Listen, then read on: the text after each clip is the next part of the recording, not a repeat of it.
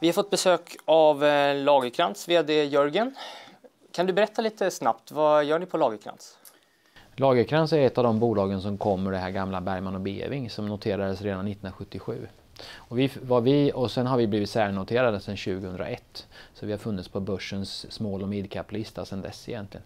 Vad vi gör är att vi försöker bygga en företagsgrupp med mindre teknikföretag. Alla våra verksamheter har en business-to-business teknik-approach där man ska vara smala i nischer, jobba och ha en stark marknadsposition. Ungefär 50% eller drygt 50%, 55% är egna produkter av det vi håller på med. Och där vi går på export. Men vi håller också på med lite distribuerande verksamheter, någon systemintegratör och lite andra saker också. Men business to business teknik i många olika nischer. Och du var inne lite på här att stor andel är egna produkter. Är det något som ni ser kommer växa framöver också? När vi började vår resa 2005 ungefär så hade vi nästan inga egna produkter alls i portföljen. Sen dess har vi köpt 43 företag ungefär och ganska många av dem har varit egna produkter. Så idag är det då 55% som är egna produkter. Med egna produkter så ser vi att bruttomarginalerna ligger högre. Man sitter hårdare i sin situation, man kontrollerar sin situation bättre i de företagen. Och det gör att man är mindre utsatt för externa hot eller konkurrens på andra sätt. Och det gör också att man kan gå på export med grejerna om produkterna är tillräckligt starka. Och då ser man att man får högre marginaler och också bättre tillväxtförutsättningar. Och det är det vi ska bygga vidare på. Och de här 55%, ja, vi har sagt att vi ska komma vidare med dem och man ska inte vara förvånad om vi om en 3-5 årsperiod har 75% egna produkter. Och då har de högre marginaler och på det viset ska vi också kunna skruva våra nyckeltal lite längs vägen. Och ni använder ju er av en decentraliserad affärsmodell och har över 50 dotterbolag idag. Varför har ni valt just den modellen? Det kommer med vårt arv. Vi tror oerhört mycket på att vi vill ha engagerade medarbetare. Och engagerade medarbetare får man om man har ett stort mått av ansvar och frihet ute i organisationen. Där varje ledare får ansvar för ett specifikt område och får bygga sitt företag. Och vara så nära entreprenör man någonsin kan bli utan att själva satsa sina pengar. Utan att man jobbar för någon.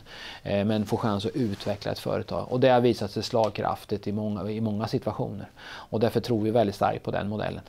Och det där är också en beprövad modell. Vi har sett att den fungerat över många år och vi tror starkt på att den kommer att fortsätta i framtiden också.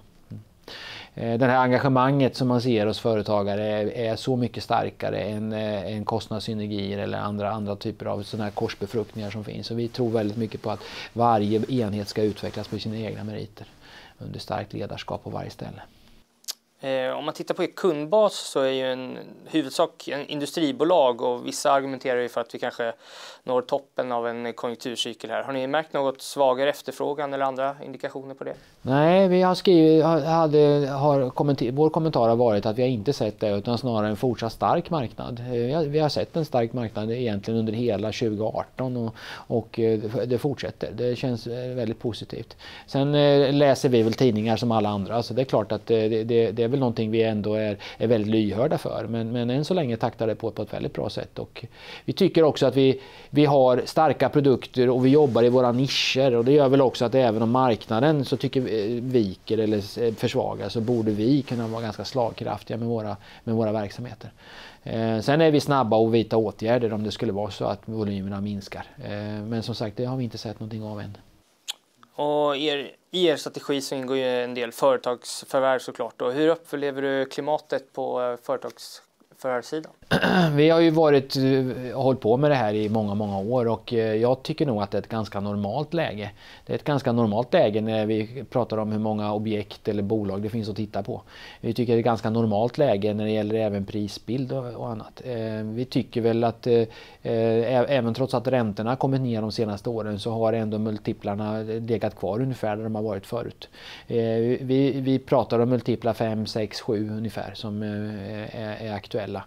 Lite beroende på framförallt på kvaliteten i bolaget men ännu mer på storleken på bolaget styr lite vilken multipel som slutligen blir priset.